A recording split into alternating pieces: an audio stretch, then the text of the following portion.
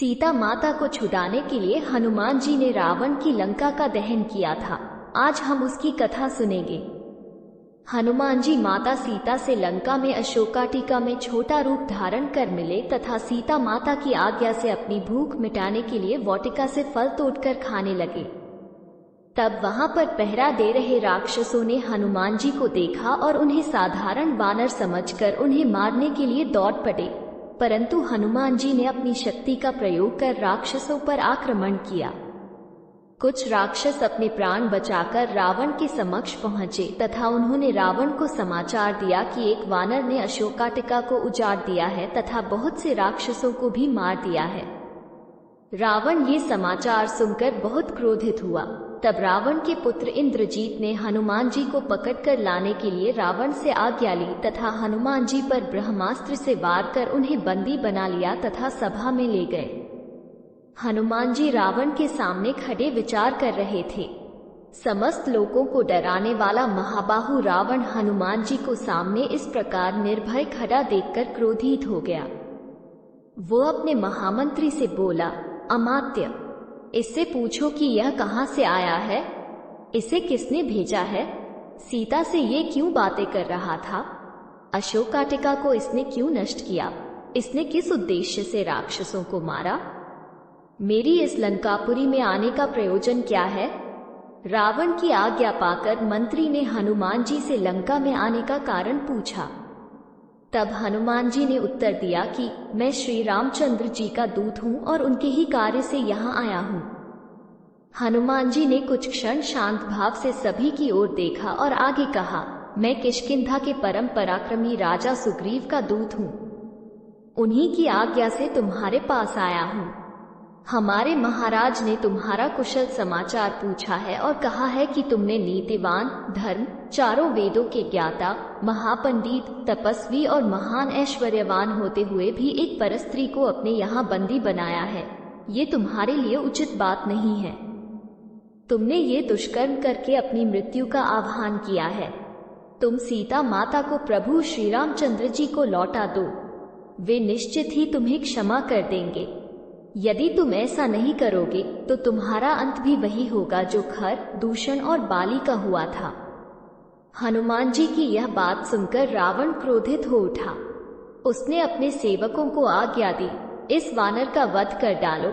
रावण की आज्ञा सुनकर वहां उपस्थित विभीषण ने कहा, राक्षस राज, आप धर्म के ज्ञाता और राजधर्म के विशेषज्ञ हैं।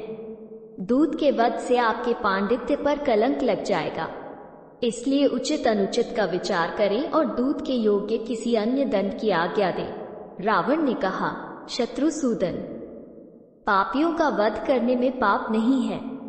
स वानर ने वाटिका का विध्वंस तथा राक्षसों का वध करके पाप किया है, इसलिए मैं इसका वध करूंगा।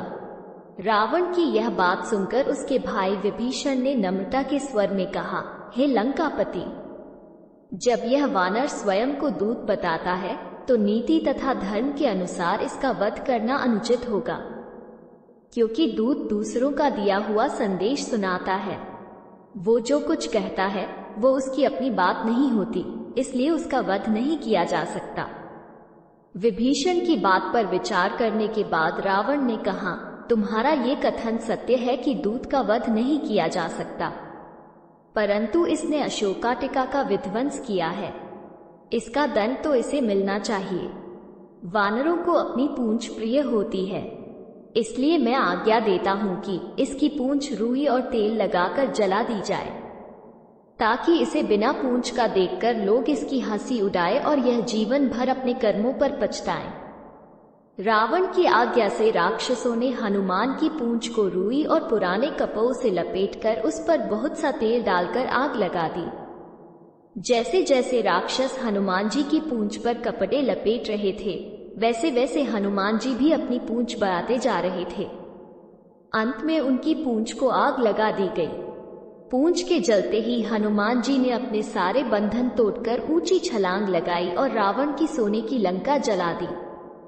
संपूर्ण लंकापुरी में केवल एक भवन ऐसा था जो अग्नि के प्रकोप से सुरक्षित था, और वो था नीतिवान विभीषण का प्रासाद। लंका को भस्म कर हनुमान जी ने लंका के समुद्र में अपनी पूंछ की आग बुझाई और पुनः अशोकाटिका में सीता के पास पहुंचे।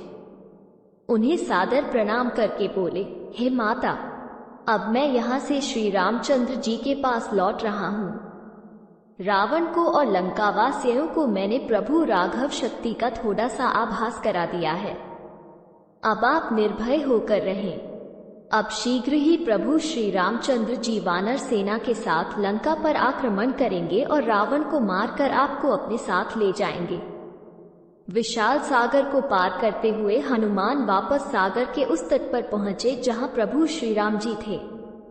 हनुमान ने वहां पहुंचकर सबका अभिवादन किया और लंका का समाचार सुनाया। सभी वानर प्रभु श्री राम जी तथा पवनसुत की जय जयकार करने लगे।